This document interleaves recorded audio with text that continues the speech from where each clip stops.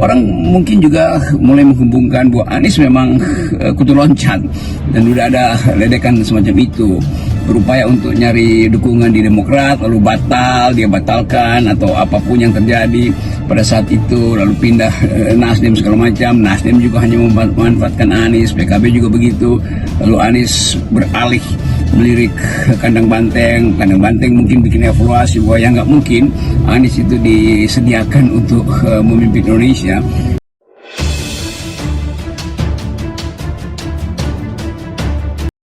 Anies Baswedan gagal maju sebagai calon gubernur Jakarta dan juga calon gubernur Jawa Barat.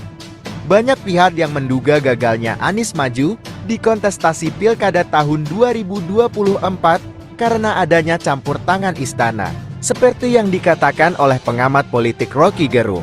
Ya, fakta itu sudah terjadi. Anies tidak memperoleh tiket, Anies gagal, Anies dihalangi, Anies harus mengakhiri karir politiknya. Kan semua itu fakta hari ini, tetapi selalu ada potensi untuk menghidupkan kembali harapan pada Anies kan. Tetapi harapan itu hanya mungkin secara rasional kalau Anies punya partai politik, punya kekuatan politik, dan itu yang membuat gejala keunggulan individual itu harus tunduk pada kekuatan atau ketersediaan institusional. Nah, kapasitas Anies tentu tidak diragukan dalam pertandingan politik, tetapi dia tidak punya kemampuan untuk mendalilkan bahwa kapasitas dia itu bisa ditangkap dengan sempurna oleh partai-partai politik.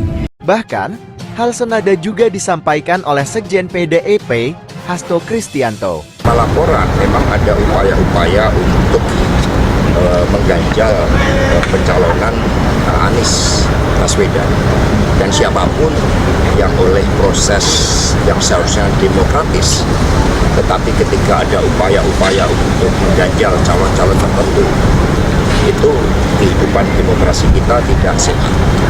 Nah, karena itulah PDI Perjuangan terus mengawal agar kontestasi pilkada dapat berlangsung dengan sehat dan tidak ada bentuk pengadangan kepada siapapun, partai manapun, kader manapun, karena.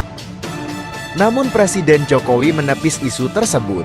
Menurutnya, itu adalah hak para parpol pengusung. Bapak itu Pak Anies itu tidak bisa maju di Pilkada DKI sama Jawa, dan Bapak dipilih sebagai salah satu yang saya itu kan ditudang-tudingan banyak banget. Enggak masalah itu saja, dituding mencegat, dituding menghambat, dituding. Ya, tapi kan memang itu urusan partai politik. Mau mencalonkan dan tidak mencalonkan itu urusan koalisi, urusan partai politik, ada mekanisme, ada proses di situ. Saya bukan ketua partai, saya juga bukan pemilik partai, supaya tahu semuanya. Apa urusannya? Apakah benar ada campur tangan istana dalam hal ini? Menariknya, Prabowo pernah menyinggung Anies saat debat Capres kemarin. Ia menyebut, jika Jokowi diktatan, Anies tidak akan jadi gubernur DKI Jakarta. Saya berpendapat Mas Anies ini agak berlebihan. Mas Anies mengeluh tentang demokrasi ini dan itu dan ini. Mas Anies dipilih jadi gubernur DKI menghadapi pemerintah yang berkuasa. Saya yang mengusung Bapak. Kalau demokrasi kita tidak berjalan, tidak mungkin Anda jadi gubernur.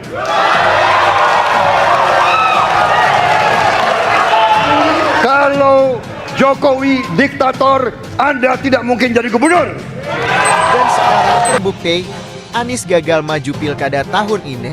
Jadi, apakah Jokowi memang seorang diktator? Terlepas dari itu semua, Rocky Gerung menegaskan jika Anies diloloskan, proyek-proyek Jokowi terancam akan gagal.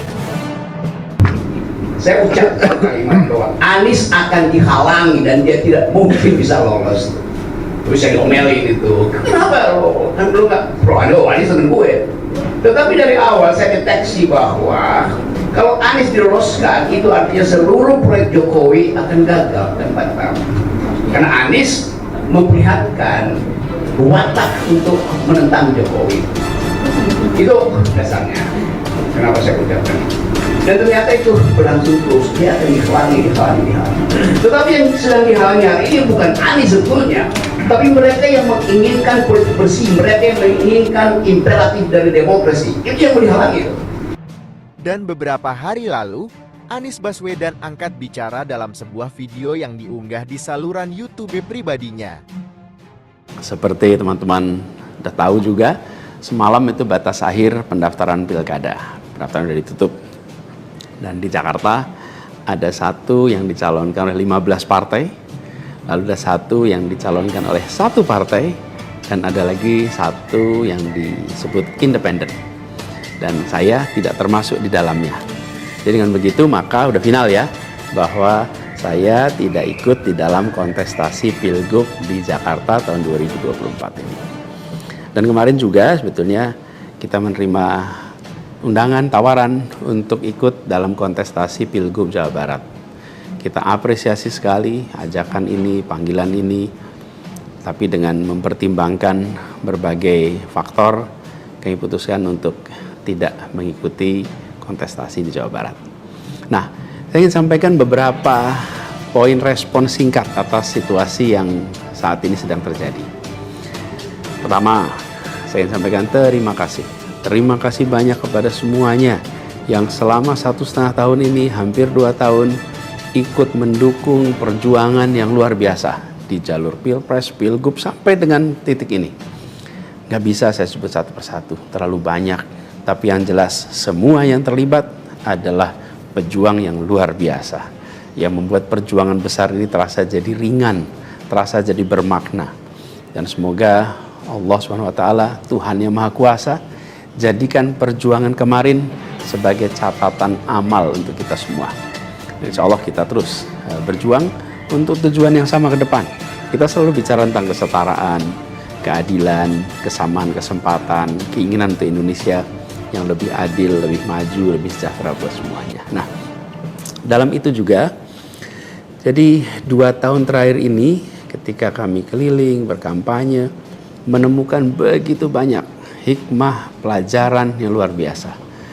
Saya berkeliling lebih dari 130 kota dan berjumpa dengan begitu banyak yang setiap jabat tangan bukan basa-basi, jabat tangan dengan penuh rasa, sepenuh hati, dan eratnya jabat tangan mencerminkan semangat yang menggelora di dadanya.